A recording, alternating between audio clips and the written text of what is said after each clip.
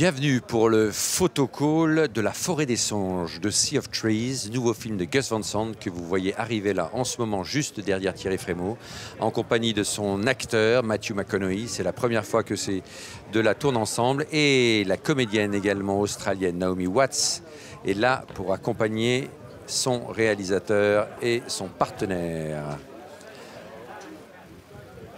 Naomi Watts et Matthew McConaughey, voilà, qui ont de beaux gestes de tendresse l'un pour l'autre et qui jouent donc un couple qui se déchire devant la caméra de Gus Van Sant.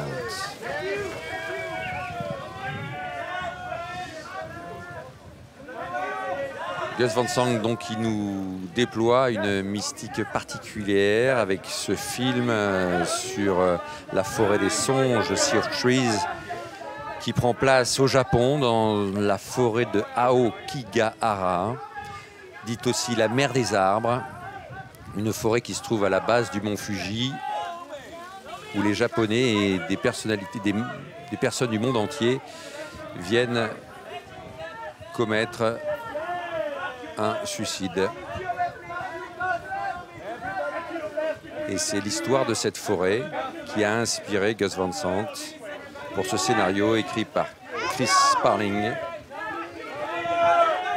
Gus Van Sant, on le rappelle bien sûr, c'est, je vous le disais tout à l'heure, la Palme d'Or d'Elephant, le prix du 60e anniversaire pour Paranoid Park. Il était venu présenter également Last Days en 2005, Malanoche à la quinzaine, en compétition officielle également, donc je vous le disais, Paranoid Park, et puis Restless en 2011 pour Un certain regard.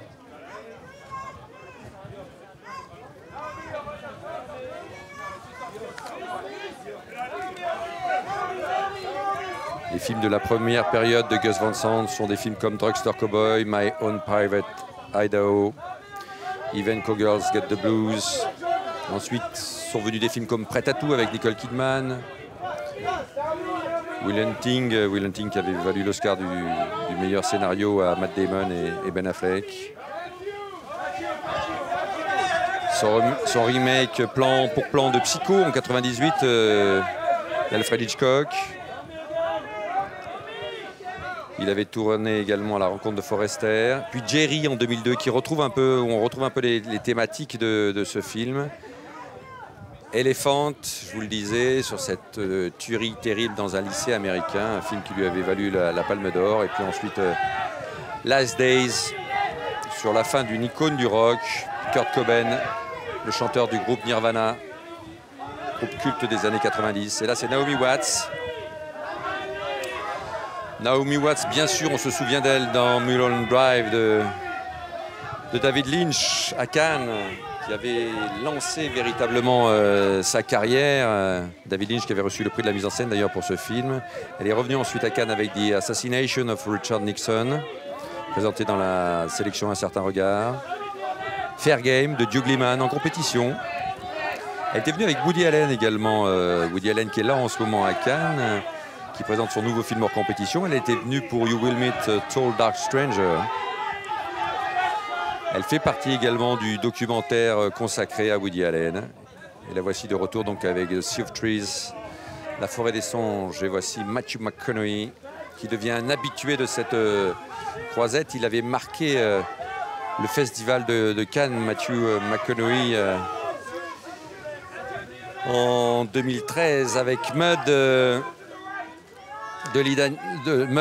Jeff Nichols, pardon. Ce magnifique film qui se déroulait sur les rives du Mississippi, où il était déjà en contact très fort avec la nature dans ce film. Et puis Paperboy également de Lee Daniels, c'était à l'affiche en compétition cette année-là. Bien sûr, depuis, on a vu ce rôle extraordinaire dans Le Loup de Wall Street, un petit rôle mais qui a marqué tout le monde, Martin Scorsese. Son rôle qui lui a valu le César, Dallas Buyers Club de Jean-Marc Vallée, le Québécois Jean-Marc Vallée, donc sur ce combattant séropositif qui essaie de trouver des remèdes alternatifs pour traiter le sida dans les années 80. Un rôle extraordinaire. Et un très beau film signé Jean-Marc Vallée. Il était à l'affiche du Interstellar de Christopher Nolan en 2014, Matthew McConaughey. On peut le voir aussi dans True Detective aux côtés de Woody Harrelson. Très belle série. Et le revoilà donc dans Sea of Trees. Cet habitué du cinéma d'action et des comédies romantiques a pris un virage très réussi dans sa carrière. Il avait commencé avec Robert Zemeckis, Ron Howard, on se souvient de En direct sur Ed TV, de Droit de tuer Joel Schumacher.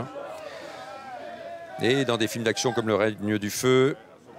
Ah, et là, c'est donc le réalisateur, Gus Van Sant.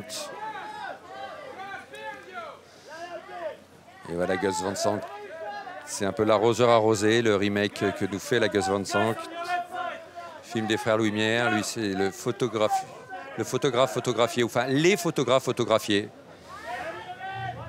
Voilà, qui doivent faire plaisir à Thierry Frémaux. Grand fan des frères Lumière, grand défenseur de la cinématographie mondiale et de ces deux qui ont inventé le cinéma à Lyon, la ville chère au délégué général du Festival de Cannes. Gus Van Sant, je vous l'ai dit, hein,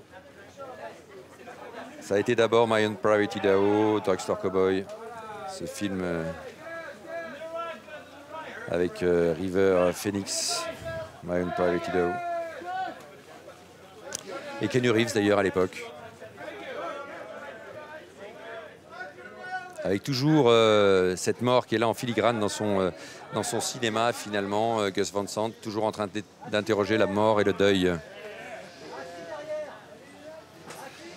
Et retour du couple de ce film, Naomi Watts, Matthew McConaughey.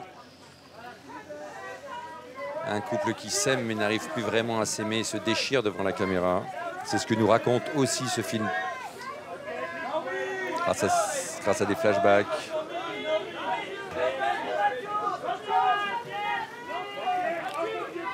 Matthew McConaughey qui a essentiellement deux partenaires dans son film, donc Naomi Watts que vous voyez en ce moment sur ces images, et Ken Watanabe, le comédien japonais.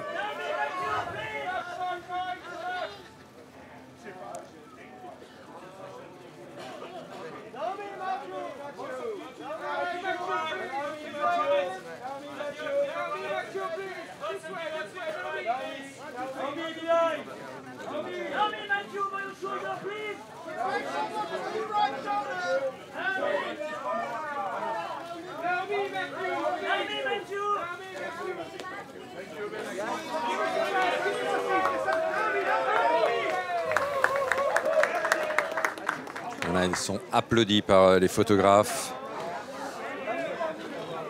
Matthew McConaughey et Naomi Watts. Voilà, deux stars mondiales qui sont là aujourd'hui à Cannes avec un réalisateur star également, Gus Van Sant. On va les recevoir dans une minute à peu près sur notre plateau pour l'interview. À très vite.